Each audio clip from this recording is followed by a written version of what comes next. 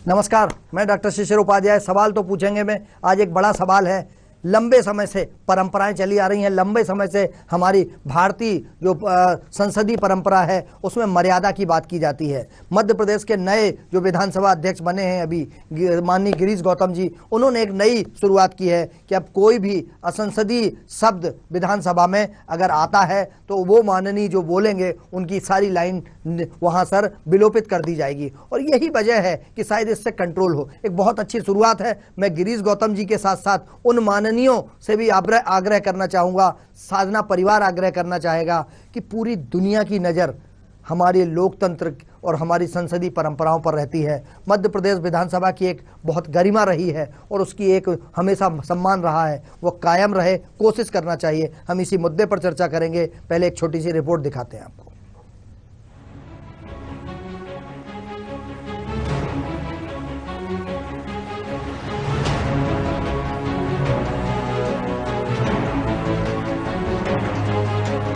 राजनीति में मर्यादाओं का अतिक्रमण कोई नई बात नहीं है। मौजूदा परिस्थितियों में तो बिलो द बेल्ट जाकर भी जमकर आरोप लगाए जाते हैं। लेकिन अब मध्य प्रदेश विधानसभा में कोई विधायक मंत्री अपशब्दों का इस्तेमाल नहीं कर पाएगा।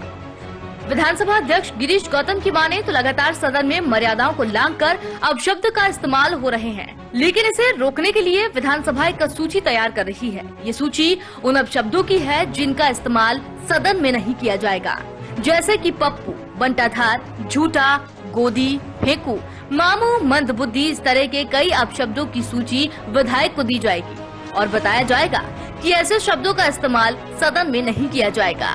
जब संसदीय अमर्यादित शब्दों का हम प्रयोग करते हैं तो एक तो संसद की गरिमा गिरती है, सदन की गरिमा गिरती है, एक तो ये होता है। दूसरा ये होता है कि उससे जो बोलने वाला हमारा विधायक उसको भी नुकसान होता है। जब विलोपन मैं करता हूँ तो शायद उसकी कई बात पूरी विलोपित हो जाती, तो उसकी बात भी नहीं आ पाती। इसीलिए मैंने अभी सूची मंगवाई है। प्रदेश के भीतर भी ऐसे शब्दों को तलाश कर रहा हूँ कि कौन कौन शब्द ऐसे हैं जो संसदीय अमर्यादित है। उनकी सूची तैयार करके विधायकों के प्रशिक्षण में उसको प्रस्तुत करूंगा कि कृपया इन शब्दों को उपयोग से बचिए। हाल ही में कांग्रेस और बीजेपी दोनों ही दलों के विधायक ने एक दूसरे पर ये आरोप लगाए थे कि शब्दों की मर्यादाओं को लांघा जा रहा है, जिसके बाद विधानसभा अध्यक्ष को ये डिसीजन लेना पड़ा। कांग्रेस का कहना है कि पहले इस बात पर विचार किया जाना चाहिए कि ऐसे हालात बन ही क्यों रहे हैं। आज जिस तरह की राजनीति मध्य प्रदेश में जन्म ले रही है, हमने पहले कभी नहीं देखा था कि विधायकों को खरीद के सरकार बनाई जाए। और ऐसे में जब लोकतंत्र की सरेआम हत्या हो रही है तो स्पीकर को अगर इस तरह के कदम उठाने पड़ रहे हैं तो ये तो बेहतर है कि उन्हीं से पूछा जाना चाहिए कि आखिर ऐसी नौबत क्यों आई। वैसे तो मौजूदा राजनीति में नियमों की बात करना बेमानी हो गया है और जमकर व्यक्तिगत हमले होते भी दिखाई दे रहे हैं। भारत की संसद ने ऐसे कई अपशब्दों की सूची बनाई है जिसका इस्तेमाल वर्जित हो गया है। अब मध्य प्रदेश विधानसभा भी ऐसे अमर्यादित शब्दों की सूची बना रहा है जो विधायक इस्तेमाल नहीं कर सकेंगे। यही कोशिश है माननीय विधानसभा अध्यक्ष महोदय की कि अमर्यादित शब्दों का इस्तेमाल ना किया जाए और सदन की मर्यादा बनी रहे। उस मर्यादा को बनाए रखने के लिए क्यों ऐसे हालात बने, कौन उसके लिए जिम्मेदार है, हम इसी मुद्दे पर चर्चा करेंगे। हमारे साथ आज इस मुद्दे पर चर्चा करने के लिए सम्मानीय पैनल है और उस पैनल के साथ हम चर्चा करेंगे। वरिष्ठ पत्रकार, समीक्षक, समालोचक नितिन दुबे जी हैं, हम उनका स्वागत करते हैं और नितिन जी से जानेंगे कि ऐसा क्यों करना पड़ा। हमारे साथ कांग्रेस के प्रवक्ता के रूप में जो प्रखर वक्ता हैं शहरयार खान साहब, हम उनका स्वागत करते हैं। भारतीय जनता पार्टी के प्रतिनिधि के रूप में इंजीनियर सत्येंद्र जैन साहब हैं, हम उनका स्वागत करते हैं। और सबसे पहले नितिन जी के पास आना चाहते हैं। नितिन जी, आज मैं जब विधानसभा अध्यक्ष महोदय से बात कर रहा था तो उन्होंने जब ये बात कही तो मैंने उन्हीं से पूछा था कि ऐसी नौबत क्यों आई, और उसके बाद उन्होंने जो बताया वो ऐसा लगता था कि कहीं ना कहीं सब दुखी हैं। जो सदन आम आदमी की समस्याओं की चर्चा करने के लिए होता है, लेकिन वहाँ पर जिस तरीके की चर्चाएं होती हैं वो कहीं ना कहीं समय तो जाया करती हैं, उसके साथ साथ आम आदमी की भावनाओं को चोट पहुंचाती हैं। मर्यादा बनी रहे इसलिए ये निर्णय लिया है। आप इसको किस प्रारूप में, परिप्रेक्ष्य में लेते हैं? देखिए, ये माननीय स्पीकर का जो है वो सराहनीय निर्णय है, लेकिन सवाल यहाँ पैदा होता है कि 70 साल बाद ये दुख पैदा क्यों हुआ देश की आजादी के बाद। क्योंकि संसद की मर्यादा तो पहले से ही तोड़ी जा रही है, बहुत समय से तोड़ी जा रही है। इसके पीछे मुख्य कारण ये भी है शिशिर जी कि हम पटवारी के लिए तो ये तय करते हैं कि वो ग्रेजुएट होना चाहिए, हेड कांस्टेबल के लिए तो हम तय करते हैं कि वो ग्रेजुएट होना चाहिए, लेकिन नेता 5वीं फेल क्यों? जब 5वीं फेल व्यक्ति, आपराधिक प्रवृत्ति का व्यक्ति, समाज में जिसका बैकग्राउंड ठीक नहीं है, वो हमारे संविधान का रक्षक बनेगा तो स्थिति ऐसी ही बनेगी। और ये दुख की बात भी है कि स्पीकर को तय करना पड़ा कि अमर्यादित भाषा का प्रयोग नहीं करें, लेकिन ये तय तो हमारे माननीयों को ही करना पड़ता, लेकिन माननीयों की मानसिकता का स्तर इतना ऊंचा नहीं है कि वो ये तय कर सके। आप देखेंगे कि किस तरह से महिलाओं के लिए इस्तेमाल शब्द किए गए, चाहे कमलनाथ जी ने इमरती देवी के लिए किया हो या विजय शाह ने मध्य प्रदेश के मुख्यमंत्री की पत्नी के लिए किया हो, ये सब आपको मालूम है। तो ऐसा नहीं है कि आप सदन के अंदर ये तय कर दें। मुझे तो ये लगता है कि ऑल ओवर जो विधायक गण होते हैं, जो सांसद होते हैं, उनकी बाकायदा एक पाठशाला हो, उनको समझाया जाए कि सदन ही नहीं महाराज, सदन के बाहर और गांव में और तहसील में और जिले में जहां भी आप जाएं, आपका व्यवहार हमेशा भारत के संविधान के अनुरूप होना चाहिए। ऐसा आपका एटीट्यूड होना चाहिए कि आपका लोकतंत्र जो दुनिया में जाना जाता है उसका सम्मान हो। तो ये माननीयों की भी जिम्मेदारी है, हमारे विधायक गणों की, कि जो कई लोग ऐसे हैं कि जो कोई तो फोन पे तहसीलदार को गाली बकता है, कोई मंत्री को गाली बकता है। ऐसे सैकड़ों ऑडियो हम सुन चुके हो, रोज आते रहते हैं कि किसी माननीय ने सीओ के साथ बदतमीजी की। आपको एक प्रकरण और ध्यान होगा कि हमारे जो है भोपाल से विधायक रामेश्वर शर्मा जी ने, जो जिला पंचायत के सीओ थे, उनके साथ किस तरह का व्यवहार किया था कि मैं देख लूंगा, मैं ऐसा कर दूंगा। और अभी माननीय ने कहा हमारे मुख्यमंत्री जी ने कि मैं जमीन के अंदर गाड़ दूंगा। अरे भाई, जमीन के अंदर गाड़ने से अच्छा कह देते आप कि मैं कठोर कार्रवाई करवाऊंगा। तो ये अमानवीय भाषा की शुरुआत जो हो रही है बहुत बड़े स्तर से हो रही है। बड़े स्तर से छोटे स्तर तक हमको इनको सुसंस्कृत करना पड़ेगा।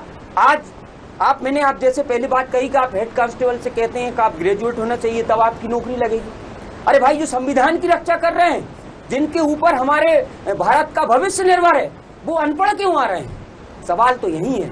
तो लोकतंत्र में ये भी तय होना चाहिए कि नेता की क्या क्वालिफिकेशन हो, नेता का क्या समाज में क्या एटीट्यूड है, हम उसको टिकट देंगे।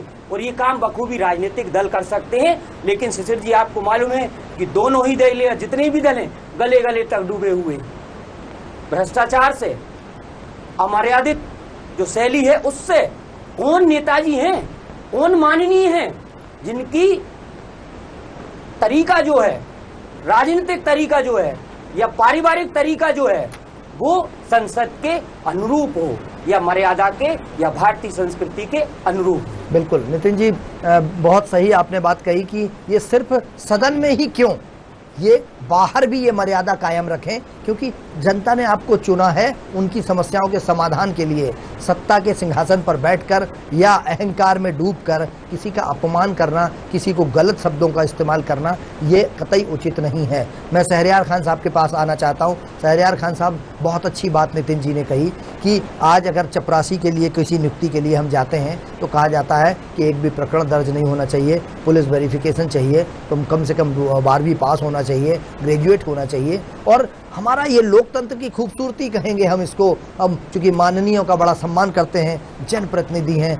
लेकिन इस देश में शिक्षा मंत्री शिक्षित बनते हैं। इस देश में जिनको टेक्निकल, जिनको काम, स्वास्थ्य विभाग का काम आज अभी शिवराज जी ने MBBS को ही दे दिया है, स्वास्थ्य मंत्री बना दिया है, लेकिन उच्च शिक्षा मंत्री, स्वास्थ्य मंत्री और जो टेक्निकल सेक्टर है उसमें उस विभाग के जानकार मिलते ही नहीं हैं। अशिक्षित लोग कई बार बन जाते हैं और जिसको नौकरशाह अपने तरीके से चलाते रहते हैं।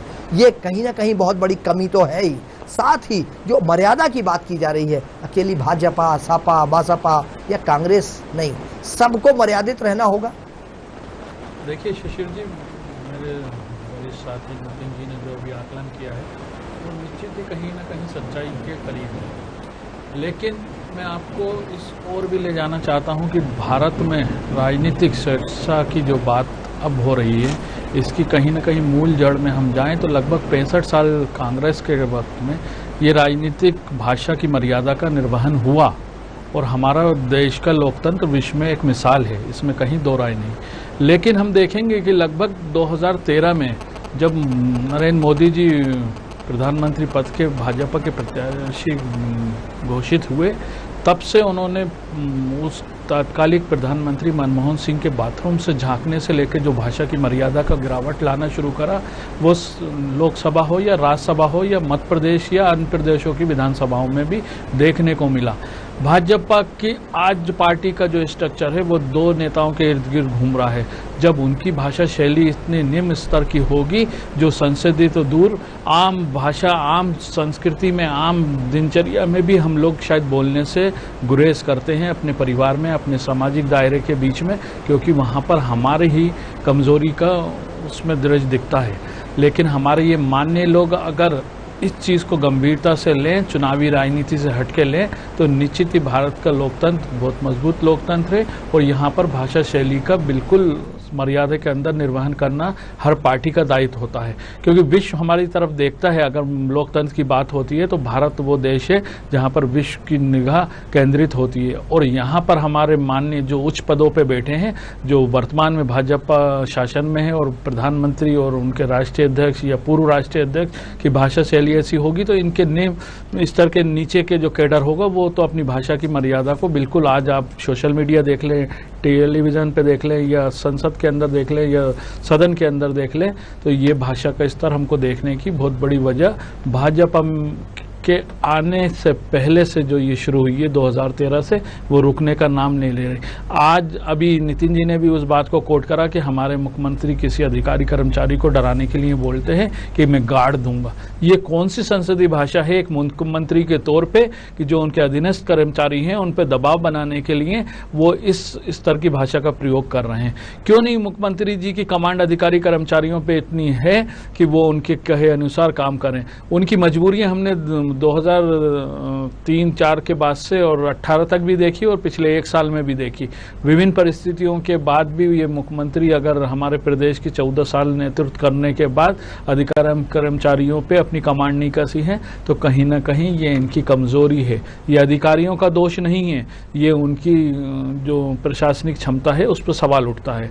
और भाषा का जो स्तर भाजपा के नेताओं का है, चाहे इनके विधायक हों, पूर्व विधायक हों, मंत्री हों, सब में एक होड़ सी लगी है, जो जितना निचले स्तर की भाषा का प्रयोग करेगा उसके नंबर उतने ज़्यादा बढ़ेंगे। तो ये दौड़ उस और बढ़ रही है कि हम जब शब्दों की मर्यादा को तोड़ेंगे तो हमको मीडिया दिखाएगा, हम चर्चित होंगे और अपने को हम आगे पंक्ति में स्थापित कर पाएंगे।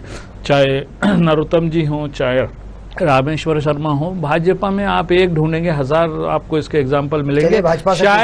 शायद इसी की मजबूरी है कि कमलनाथ जी को भूल रहे हैं आप। नहीं, कमलनाथ जी जो नितिन जी ने जो कोट करा उस पर भी मैं आ रहा था, लेकिन वो भाषा संसदीय भाषा है। आज जो हमारे विधानसभा अध्यक्ष जी ने जो संसदीय भाषा के कुछ पैमाने भाषाओं को उससे अलग करने का, पृथक करने का काम करा है, अगर वो आइटम वाले शब्द को भी उससे अलग कर दे तो शायद कमलनाथ जी की वो भाषा अमर्यादित कहलाए। लेकिन उनके 40 साल से अधिक के राजनीतिक जीवन में, पत्नी को भी ऐसे ही बोलते होंगे, बेटी को भी ऐसे ही बोलते होंगे, राजनीतिक जीवन में कभी उन्होंने ऐसी भाषा का इस्तेमाल नहीं किया। अपनी पत्नी, अपने बच्चे, अपनी बेटी को भी ऐसे ही बोलते होंगे, बहू को भी ऐसा बोलते होंगे जैसा उन्होंने माननीय मंत्री जी के बारे में बोला था। मैं को सौभाग्य से वो सभा में मैं वहाँ पर था, चुनाव में मैं वहाँ पर उस स्टेज पे मौजूद था। जिस संदर्भ में वो बात बोली गई थी उसको शायद इंटरप्रेट गलत तरीके से किया गया। वो हमारे कार्यकर्ताओं से विकास के बारे में पूछ रहे थे कि यहाँ का विकास इमरती जी ने 2 बार विधायक रहते हुए नहीं किया।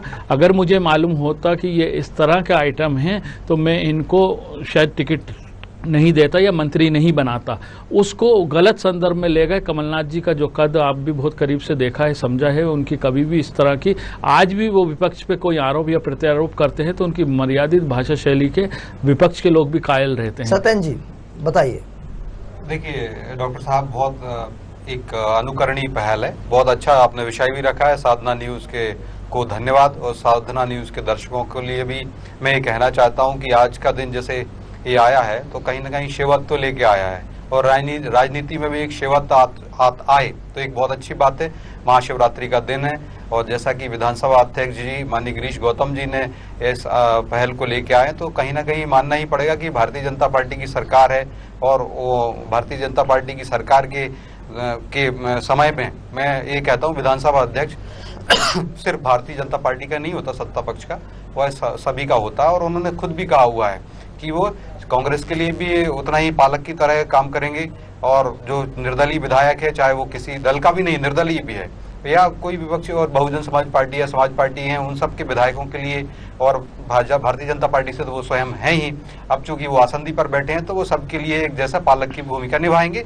और बहुत अच्छा कदम है, मैं उनके लिए उनका बहुत स्वागत करता हूं और अभिनंदन। मुख्यमंत्री जी के इस बात का कितना समर्थन करते हैं? आपकी गाड़ दूंगा, टांग दूंगा, खड़ा कर दूंगा, लटका दूंगा, ये भाषा होती है? बिल्कुल, जैसा कि आपने कहा, ये वरिष्ठ पत्रकार जी ने भी कहा है, हमारे पंडित जी दुबे जी ने, तो ये भी, और शहरयार जी ने भी कहा है। तो मैं ये मानता हूँ कि इसमें अभी बहुत सुधार होना चाहिए और सभी लोगों के लिए भाषा की वर्गणा, भाषा की गरिमा, भाषा का सौंदर्य बनाते हुए चलना चाहिए। और आप देखिए जिस तरीके से मुझे ऐसा लगता है भारतीय जनता पार्टी सभी दल करते हैं, लेकिन सभी को अंकुश लगाने की बात है। अभी जैसे सतन जी जब ऊपर बैठा आदमी, प्रदेश का शीर्ष मुखिया, जननायक अगर ऐसा कहे तो उससे क्या प्रेरणा लेगी आप जनता? देखिए, एक कर तो कुछ पाते नहीं है उन अधिकारियों का, सिर्फ बयानबाजी दे के आम आदमी के बीच में क्या मैसेज दे पाते हैं? किसके खिलाफ क्या कार्रवाई कर दी बताइए? भ्रष्टाचार में गले गले तक डूबे नौकरशाह आज भी उन पदों पे बैठे हुए हैं, आज भी कितने सारे शीर्ष लोगों के ऊपर जांचें चल रही हैं और कितना क्या क्या नहीं होता है, लेकिन उसके बाद कुछ हो नहीं पाता है। और किसी पटवारी के खिलाफ कार्रवाई कर देने से, हवलदार के खिलाफ कार्रवाई कर देने से सब कुछ थोड़ी हो जाता है। देखिए शिशिर जी, सही आपने कहा, लेकिन ऐसा नहीं, बहुत भारतीय जनता पार्टी की सरकार है जिसने कि ऐसे कानून लेके आई है जिससे भ्रष्टाचार पर लगाम लगे। आज से पहले कभी कानून नहीं था कि जो भी भ्रष्टाचारी अधिकारी हैं उनकी संपत्ति राजसात होगी, उसमें शासकीय कार्य बहुत अच्छा कल्याणकारी कार्य है। बिल्कुल, तो मैं अभिनंदनीय। अब देखिए शिवराज जी के लिए क्या क्या नहीं बोला जाता है। अभी आपने कहा शिवराज जी बहुत अच्छा काम कर रहे हैं, बहुत अच्छा काम कर सकते हैं, लेकिन क्या नौकरशाह और उनके बाकी साथी उनका साथ दे पा रहे हैं? हाँ, ये बात जरूर है कि साथी तो साथ दे रहे हैं उनके, सत्ता जो साथ में है, लेकिन अभी ब्यूरोक्रेसी जरूर जिस तरीके से आम सामने आया, तो मेरे को लगता है कि ब्यूरोक्रेसी के ऊपर कठोर कार्रवाई तो होना ही चाहिए। क्योंकि एक मुख्यमंत्री, आप देखिए, वो मुख्यमंत्री जी जाते हैं और उनको खुद पानी का अपव्यय हो रहा होता है, तो उसको रोकने के, बंद करने के लिए स्वयं उठ करके उनको मोटर बंद करते हैं। एक वो कितना अच्छा संदेश देते हैं, संसाधनों का समुचित उपयोग हो, लेकिन कहीं ना कहीं ये दूसरी तरफ ये बात जाती है कि ब्यूरोक्रेसी पे बहुत गंभीरता से लगाम लगानी चाहिए। और जितने भी ब्यूरोक्रेट्स हैं, मैं कहता हूँ टॉप टू बॉटम, कोई एक व्यक्ति के लिए नहीं, टॉप टू बॉटम ब्यूरोक्रेट्स के अंदर एक जिम्मेदारी का भाव आए कि कहां पर भी हो रहा। अच्छा, जब सोचिए एक मुख्यमंत्री या जो हमारे पीडब्ल्यूडी मंत्री माननीय गोपाल भार्गव जी जाते हैं सागर, और उनको रिसीव करने के लिए 26 जनवरी पर नहीं आता है, कोई मिलता नहीं उनको प्रबंधन नहीं होता, तो फिर वो वहां पर विश्राम ना करके गढ़ाकोटा चले जाते हैं। उसके बाद सुबह फिर आते हैं और फिर गणतंत्र दिवस के कार्यक्रम में सम्मिलित होते हैं। तो ये कहीं ना कहीं इसमें बिल्कुल मैं क्यों नहीं हटा दिया उस कलेक्टर को, एसपी को, सागर के उस कलेक्टर एसपी को कौन संरक्षण दे रहा है? जो मंत्री का अपमान करे, इतने वरिष्ठ मंत्री का, जो आपका नेता प्रतिपक्ष रहा हो, जो 15 साल मंत्री रहा हो, फिर मंत्री बन गए, तो उसका अपमान उस कलेक्टर एसपी को क्यों नहीं हटाया? हाँ शिशिर जी, मैं यही बात कह रहा हूँ कि ये बहुत सारी जगह तो बदल दिए जाते हैं, लेकिन आप देखिए इतनी कार्रवाई से, मैं तो कहता हूँ इतनी कार्रवाई भी कोई पूरी कार्रवाई नहीं होती है। वो कैसे वो अगर उसके खिलाफ कार्रवाई कर दी जाती तो पूरे प्रदेश के 51 जिलों के कलेक्टर वहां कोई भी माननीय जनप्रतिनिधि जाता तो उसका अपमान नहीं कर पाते, लेकिन क्यों नहीं की गई? देखिए कार्रवाई होना चाहिए, और मैं ये नहीं कहता इसी बात पे, किसी जनता का कोई काम भी हो रहा है ना, उस सब पर भी आप सोचिए।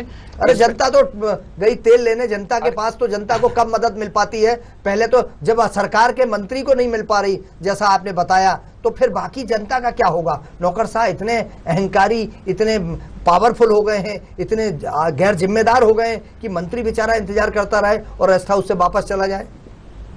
बिल्कुल गैर जिम्मेदारी इसके कार्रवाई होना चाहिए। मेरे को भी यही आशा है कि सरकार को इस पर कार्रवाई करनी चाहिए, और ऐसे जितने भी जहां पर भी ब्यूरोक्रेसी होती है उन सब पर गंभीरता से जांच बैठा करे, 1-2 अधिकारियों को नहीं, इसमें जितने लोग हैं, चाहे वो उच्च श्रेणी का हो, प्रमुख सचिव या IAS स्तर का अधिकारी हो, और नीचे का मैं कहता हूँ जो वृत्ति लेवल का भी एक व्यक्ति होता है जो सरकारी सेवा में होता है, सबकी जवाबदारी होती है, सबके ऊपर कार्रवाई होना चाहिए। मंत्री ने हमारी आदरणीय भाभी जी के बारे में कुछ बोला था, तो उस समय तत्काल मंत्री पद से इस्तीफा दिलवा दिया गया था।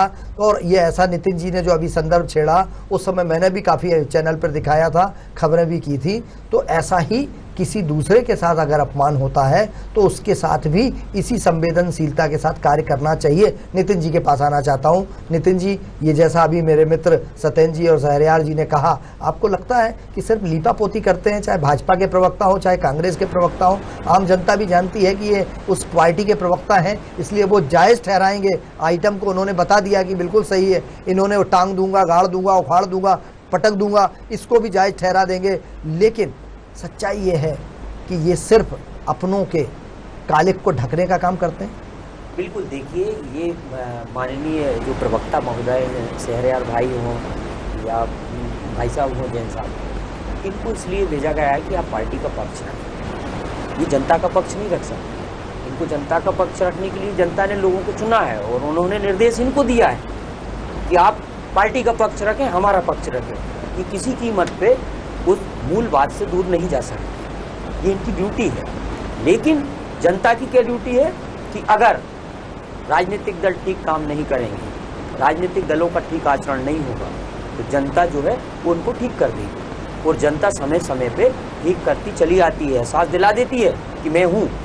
इनको लगता है कि हम जनता के ऊपर हैं, तो जो धन बल में है, बाहुबल में है, वो तो स्वाभाविक ऊपर है। लेकिन जनता भी तो एहसास कराती है ना।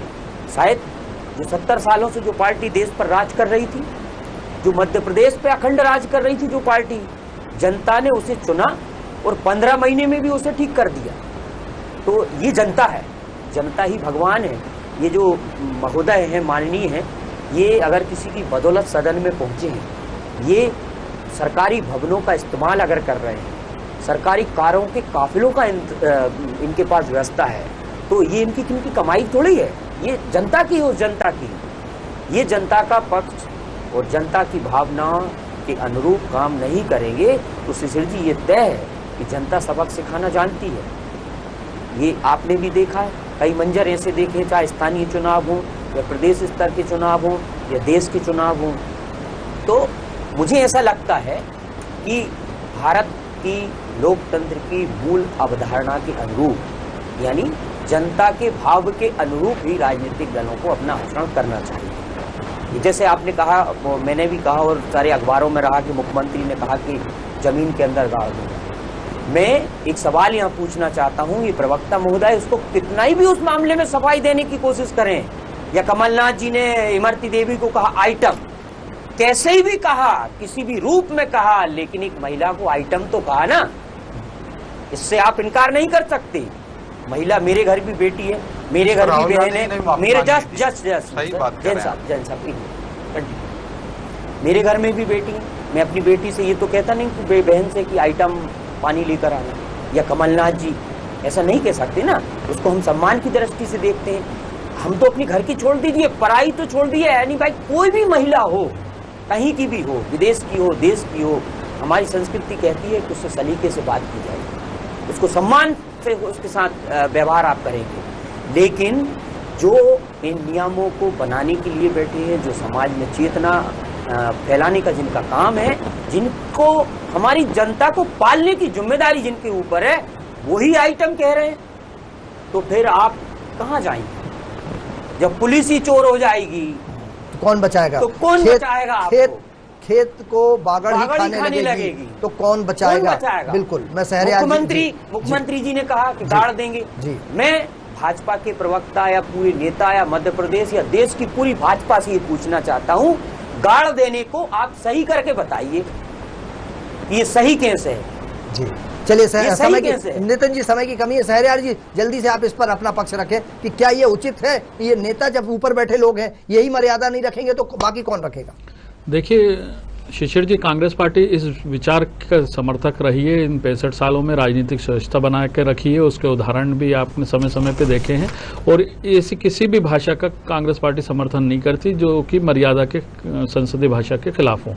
और रही बात जो नितिन जी बार बार कोट कर रहे हैं कमलनाथ जी की, तो इसी डबरा में 1 साल पहले केंद्रीय मंत्री नरेंद्र सिंह तोमर ने इन्हीं इमरती दीदी को खाने का आइटम बताया था। तो राजनीतिक श्रेष्ठता बहुत ज़्यादा सीखने की बात भाजपा को है। कांग्रेस ने 65 साल के इतिहास में ये प्रूफ करा है, भाजपा ने ये 7 साल में ही अपनी सीमाएं ऐसी तोड़ी हैं, ऐसी राहुल तोड़ी गांधी जी ने गलत माफी मांगी, राहुल गांधी जी ने माफी गलत मांगी? देखिए, हम लोग बिल्कुल, मैं कह रहा हूं ना कि हम ऐसी किसी भी भाषा के पैरोकारी नहीं करेंगे। और कमलनाथ जी ने भी लिखित में माफी मांगी। उनके स्लिप टंक जो संदर्भ बदल गया उस शब्द से, जो कि उनका मंतव्य नहीं था, बिल्कुल बता। आपको शायद नहीं मालूम, मुझे मालूम है लिखित में उन्होंने अपने के लिए। गांधी जी का पर्सनल व्यू होगा, राहुल गांधी जी मांगे, हमारा व्यू नहीं। हमने नहीं, तो वो राहुल गांधी जी उस टाइम में, सत्येंद्र जी केरल में थे, उनको पूरा संदर्भ नहीं मालूम था। जब उनको संदर्भ बताया गया तब बात अलग थी, लेकिन मैं उस स्टेज का गवाह हूं और उनका संदर्भ और उनका मंतव्य दोनों बहुत अच्छे से मेरे को मालूम था, क्योंकि वहां पर वो अपने कार्यकर्ताओं से बात कर रहे थे। और उसी, आप जो डबरा की उस नेत्री की बात कर रहे हैं, आपके आज वो नेत्री हैं, तो आपके नरेंद्र सिंह तोमर जो अभी वर्तमान में केंद्रीय मंत्री हैं, उनको 1 साल पहले लोकसभा चुनाव में उसी डबरा में उन्होंने इमरती को चुनने के लिए नहीं, खाने की आइटम बता के संबोधित करा था। इस पे आपका क्या कहना है? नरेंद्र सिंह तोमर जी ने आज तक क्या माफी मांगी? भाजपा ने माफी मांगी अपने ऐसे नेताओं के कृत्य और भाषा के लिए जो संसदीय होते हुए किसी न किसी विषय पे टारगेटेड करके उनको राजनीतिक फायदा लेने की आदत से पड़ गई है। सत्येंद्र जी, शहरयार जी हमारे मित्र हैं और बड़े विद्वान प्रवक्ता हैं, लेकिन उन्होंने बहुत अच्छे से बात रखी है। मैं ये कहता हूं कि किसी एक दल के लिए नहीं है, सारे दलों के लिए, जैसा आप सभी ने कहा। और नितिन जी ने भी कहा कि सदन के अंदर क्यों, आसंदी के अंदर, आसंदी के पास क्यों नहीं, आसंदी के बाहर भी हमेशा अच्छा व्यवहार हो। लेकिन आप देखिए, प्रधानमंत्री मोदी जी जो हैं, इन्होंने ही कहा, जब पाकिस्तान के प्रधानमंत्री ने, हमारे पीएम मनमोहन सिंह जी कांग्रेस के उससे थे, लेकिन वो सभी के पीएम, 130 करोड़ देशवासियों के पीएम रहे हैं, उनको देहाती औरत कहा। तो प्रधानमंत्री मोदी जी जब उस समय प्रधानमंत्री नहीं थे, उन्होंने विरोध किया कि हमारे देश के किसी प्रधानमंत्री को, चुने हुए प्रधानमंत्री को कोई बाहर वाला भी देहाती औरत नहीं कह सकता। हमारे यहाँ संस्कार हैं। और हमारे शिवराज जी, देखिए, शिवराज जी के लिए भी कमलनाथ जी ने नालायक शब्द कहा था अभी कुछ दिन पहले। तो एक, मैं ये नहीं कह रहा हूं, मैं आरोप प्रत्यारोप में नहीं जा रहा हूं, फिर भी मैं ये कहूंगा कि सभी दलों को अपने आचार विचार में संयम अपनाएं, भाषा का सौंदर्य स्थापित करें और एक अच्छा उदाहरण प्रस्तुत करें, तभी तो हम शिवत्व को पाएंगे। कमलनाथ जी नालायक और आइटम बोलते हैं, आपके मुख्यमंत्री जी कहते हैं गाड़ दूंगा, उखाड़ दूंगा, टांग दूंगा, फेंक दूंगा। ये गाड़ना शब्द क्या होता है, आपको पता है? बिल्कुल, मुझे डॉक्टर साहब, मेरे हिसाब से यह शब्द भी उचित नहीं लगते हैं। इनको और कठोर कार्रवाई करनी चाहिए। और मैं, जैसा अभी आजकल वो उन्होंने कहा कि हमारी जो सरकार है फूलों से भी कोमल रहेगी, जो मध्य प्रदेश के नागरिक हैं उनके लिए, और जो अपराधी हैं या जो इस तरीके के अधिकारी हैं उनके लिए हम वज्र से भी ज्यादा कठोर होंगे। तो ऐसा वज्र का प्रहार उनको करना चाहिए और उसी प्रकार से वज्राघात उनके ऊपर करें। और मेरी यही भावना भी है और ऐसी सरकार को करना चाहिए। ही दिखता है, लेकिन उनके आचार विचार और प्रशासनिक क्षमताओं में काश जैसा मध्य प्रदेश के विधानसभा अध्यक्ष जी ने कहा है, उस पर विधानसभा अध्यक्ष के साथ साथ हमारे बड़े नेता, चाहे शिवराज जी हो, चाहे कमलनाथ जी हो, चाहे नरेंद्र तोमर जी हो, चाहे ज्योतिरादित्य जी हो, जितने भी बड़े नेता हैं जिन पर उम्मीदें टिकी होती हैं, अगर शिवराज जी एक लाइन एक शब्द बोलते हैं तो वो 7.5 करोड़ जनता की बात होती है, जनता की आवाज होती है। अगर कमलनाथ जी जिस पद पर बैठे हैं वो जनता की तरफ से बोलते हैं, तो इसलिए कोशिश हमेशा ये होना चाहिए कि मर्यादा में बोलें। और यही प्रयास है गौतम जी का, जो मध्य प्रदेश के गिरीश गौतम जी विधानसभा अध्यक्ष हैं, उनका प्रयास है कि संसद में मर्यादा बनी रहे। लेकिन साधना न्यूज ये को अपील करेगा कि संसद में अकेले मर्यादा ना हो, जैसा नितिन जी ने कहा, संसद के बाहर भी माननीय अपनी मर्यादाएं रखें। और मर्यादा अगर रखेंगे तो शायद जो हमारी लोकतंत्र में, जो हमारी संवैधानिक प्रक्रिया है, जो हमारे यहाँ जो लोकतंत्र पूजा जाता है, इस पर सम्मान हो सकेगा, इसको बचाया रखा जा सकेगा। हमारे साथ इस चर्चा में भाग लेने के लिए शहरयार खान साहब कांग्रेस से जुड़े, आपका बहुत बहुत धन्यवाद। भारतीय जनता पार्टी से सत्येंद्र जैन जी जुड़े, आपका बहुत बहुत धन्यवाद। वरिष्ठ पत्रकार, समीक्षक, समालोचक नितिन दुबे जी जुड़े, आपका बहुत बहुत धन्यवाद। बने रहिए साधना न्यूज पर, खबरों का सिलसिला जारी है। मुझे अनुमति दीजिए, नमस्कार।